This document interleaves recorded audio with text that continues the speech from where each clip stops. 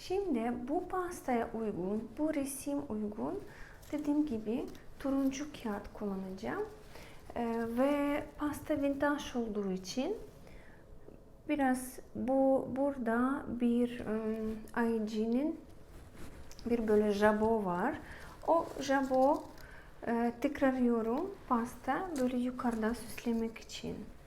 Bunlar jabotlar yapacağım ve burada sonra çiçek halinde bunları toparlayacağım ve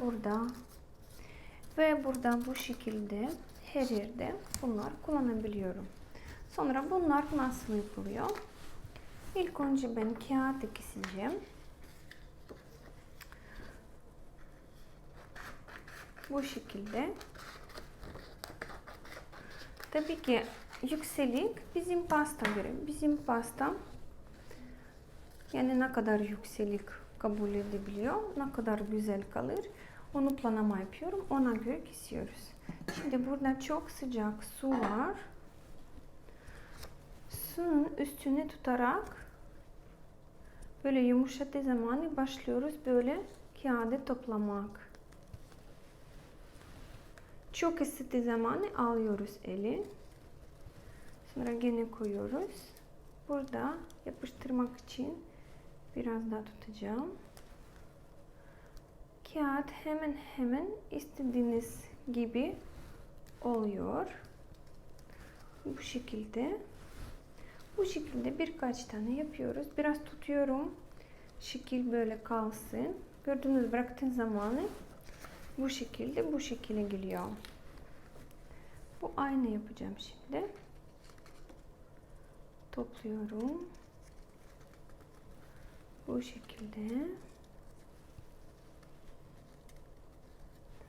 Topluyorum ve biraz açacağım böyle. Ve buradan bir yapıştıracağım. Bu şekilde ve alıyorum. Fazla ısıtmasın. Biraz tutacağım. Ve şimdi bunlara bakıyorum. Benim pastaya nasıl uygun olacaklar. İlk önce onlara toparlayacağım.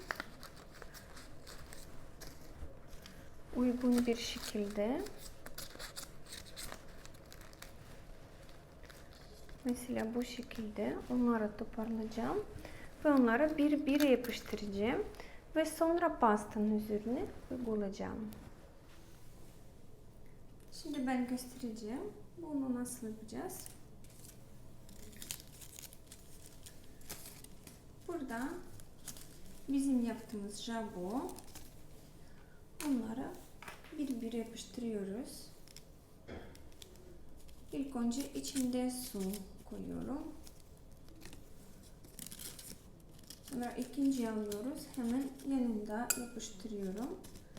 Ve onu da içinde su koyarak yapıştırıyorum. Ve tutuyorum. 10'a kadar sayabiliyorum. Biraz yapışsın. Ve sonra bir çiçek teli az bir şey kesiyorum.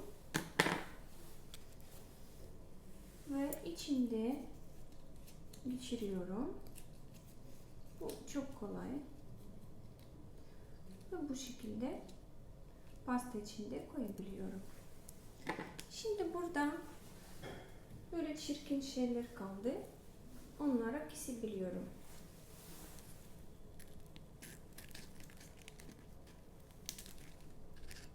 Daha güzel şekilde bırakabiliyorum.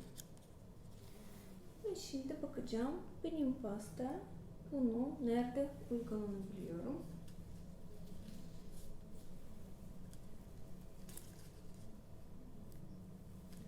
Şimdi bu güzel tutarak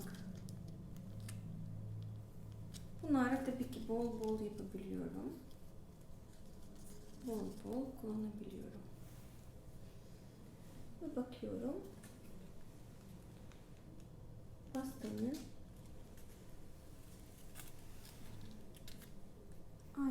Bence aynı yerde böyle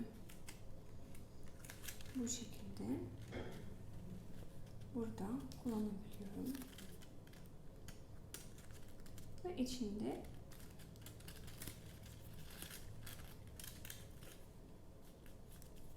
bastırarak içinde sokuyorum.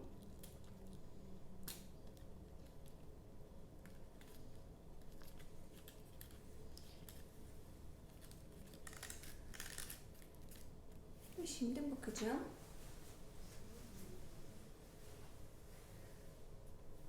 Uygun oldu mu?